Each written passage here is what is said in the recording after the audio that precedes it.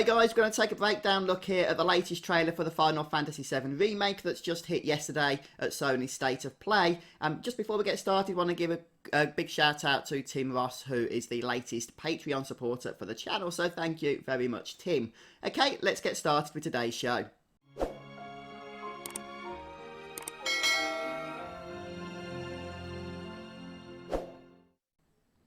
So it has been about 3.5 years since we last received any kind of new trailer for the Final Fantasy VII Remake. A lot of people were concerned about the project, but it seems that Square is still very much dedicated to bringing us this game, and as of yesterday, that was May the 9th, we now have another look at the upcoming title.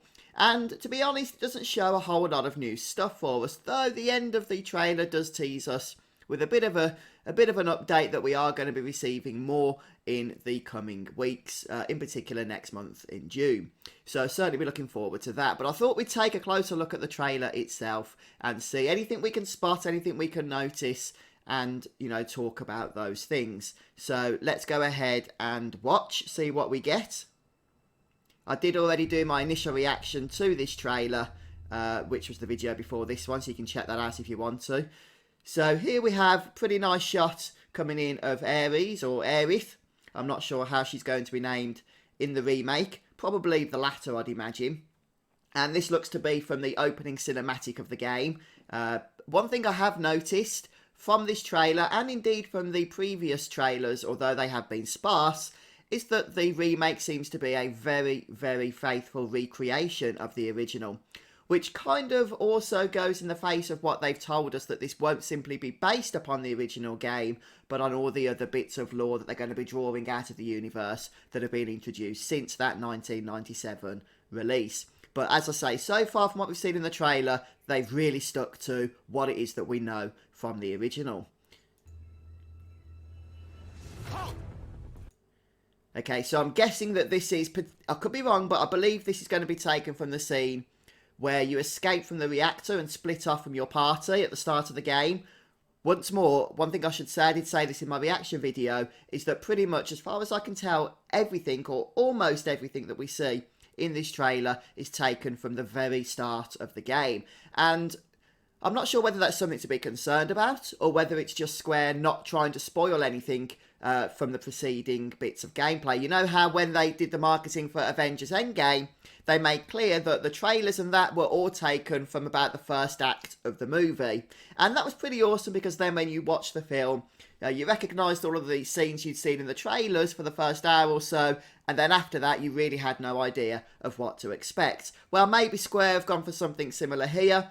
Although, the other thing that's worth noting, as I mentioned in my reaction video, is that it has been suggested that this game is going to be released in multiple parts.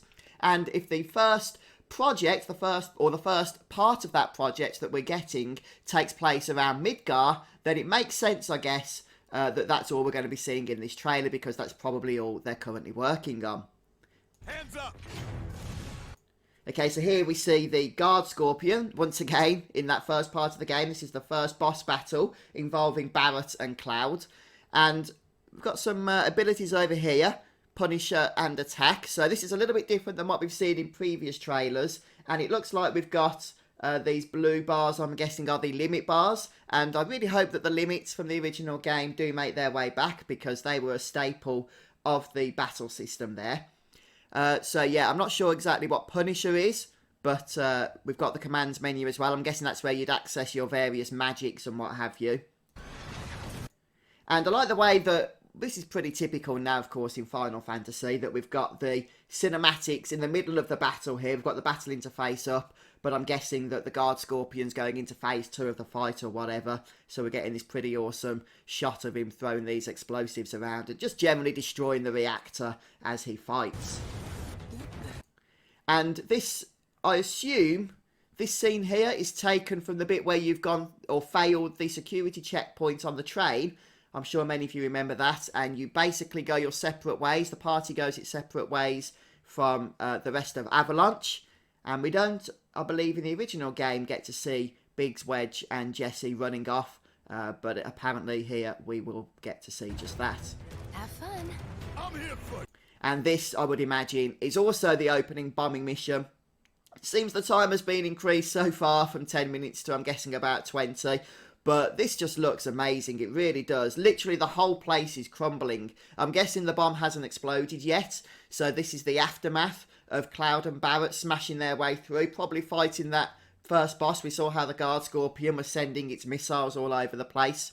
Which means that in the original game, when you're escaping the Mako reactor, then it's pretty much the same dungeon as when you went into it. You're just doing it in reverse with a timer. It looks like, as we go through the trailer here, that's not going to be the case. The place is really crumbling, meaning you're going to have to find alternative paths to escape. So I really like the way they've done that.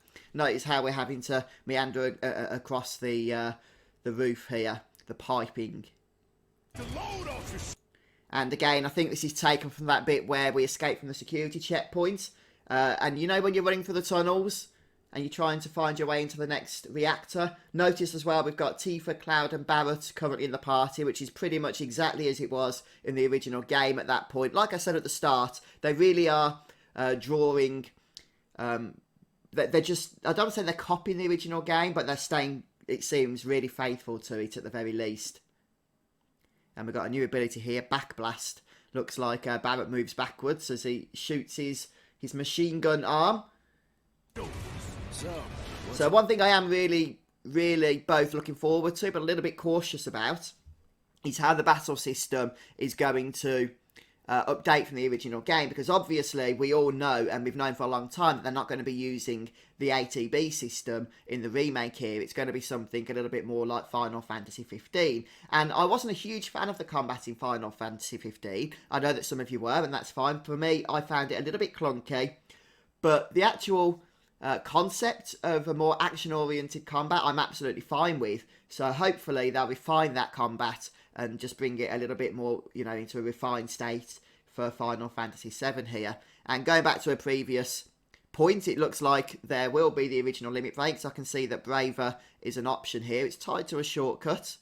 Okay, so that is one of the limits. It's Cloud's first limit break. Next move, boss. That's easy enough. Yeah, a lot of the voice acting that we're going to be getting, at least this is the original plan. I haven't checked this out properly yet myself for the trailer, but a lot of the voice acting for the game is going to be given by the original voice actors of Advent Children, just to create that continuity. And it's nice to see some localization here as well in this trailer. Are you okay? I'm fine. Oh, this is just going to be such a beautiful scene. So this is where Cloud first separates off from Avalanche after destroying the first reactor. And as he's roaming the streets of Midgard, trying to keep a low profile, he's just committed a terrorist act after all. He meets Ares, and, you know, he's trying to play it cool, trying to get out of there, but she's, of course, going to insist that he purchases a flower. Here, this is for you. And I love the way that we've got the Ares theme just mulling over the background there. I really hope that the game captures exactly that same kind of emotion and feeling that I think the trailer is trying to provide. A flower? Oh, that was an interesting new enemy. No, that wasn't a new enemy. That was...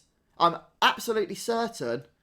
I'll try and get a better shot there. That is the sewer boss, isn't it? That's Apps. Yeah, when you escape from Don Corneo, which a lot of people were thinking, are they going to include that segment of the game? Cloud dressing up as a woman, you know, meeting up with Don Corneo and all that Honeybee Mansion stuff, and how is all that going to work in HD with these new graphics and dialogue and all of that stuff and voice acting? A lot of people were concerned that that's quite a funny and integral part of the game, but Square were not going to be able to find a way of including it. They've already said they were going to, but the fact that we're in the sewers here, which in the original game is a result of Don Corneo's actions in throwing us down there, throwing the party down there, makes me think that yes, that is still going to be part of the game. And whoa, Apps looks incredible here. He really, really does. Yeah, I'm absolutely certain that's who this is. I thought it was a new enemy, but then I realised, no, it is that sewer boss. He only appears, I think, as that model at that point in the game. That particular model only appears then. And, yeah, I'd be interested to see how that plays out. Such a quick shot that you could miss it, couldn't you? I think this is also in the sewers, isn't it? Yeah, Yeah, this is definitely in the sewers. We've got Cloud Aerith. That answers the previous question as well as to how she's going to be named. And Tifa. So this is, we go through the sewers and then we escape into the train graveyard. Yeah, just to clarify that earlier point, guys, have you noticed that everything we're seeing here is really just from the very, very start of the game? And why do you think that is? Is it just because they're trying to avoid spoilers later on? Or do you think it's because they haven't actually done a whole lot of progress with the game yet? So this is literally all they have to show us? Or is it because of it being split into various projects that the first project is literally going to span this first section of the original game? Yeah, I love this enemy design. Oh, it's amazing. This is the custom sweeper enemy. So it looks like they are going to be updating all of the original enemies from Final Fantasy VII. This guy was weak to lightning bolt magic in the original game, so I'm sure that will be the case here as well. So I'm assuming this is in one of the reactors of some kind, either the first reactor or the second. And I can't quite see who that was. That's Barrett, Cloud and Tifa, so it's very possible this is also one of the reactor encounters. I can't quite make out. Is that another boss? Or is that a regular enemy? Is that a new enemy? There's so much spectral effects going on here. I can't see who they're fighting. I do not recognise that enemy, actually. Yeah, maybe if I've just forgotten who it is, guys, please do share in the comment section if you know what that is. Yeah, I'm not sure. Let's move on. Okay, looks like another shot of the guard scorpion here. Perhaps this is the start of the battle. It looks like it's got some flames over it. Maybe this, and it's a bit beaten up at the front there. So I'm guessing this is one of the later stages of the fight. Maybe after that cinematic that we saw, we can see the reactors on fire and whatnot. Probably Barrett telling Cloud, hey, attack while its tail's up. You do that, and then the next dialogue, hey, it's going to counter-attack with its laser. I'm sure we won't get any poor translation like that in the remake. Okay, there's obviously the bomb for the reactor. Can you bear to see the planet suffer? So that'll be at the end of the explosion. Now, this is an interesting thing.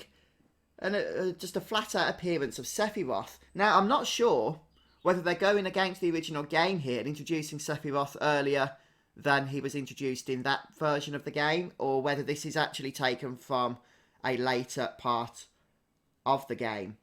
But with all this fire and explosion going on, this isn't Nibelheim, I'm sure of it. This is still the reactor blowing up.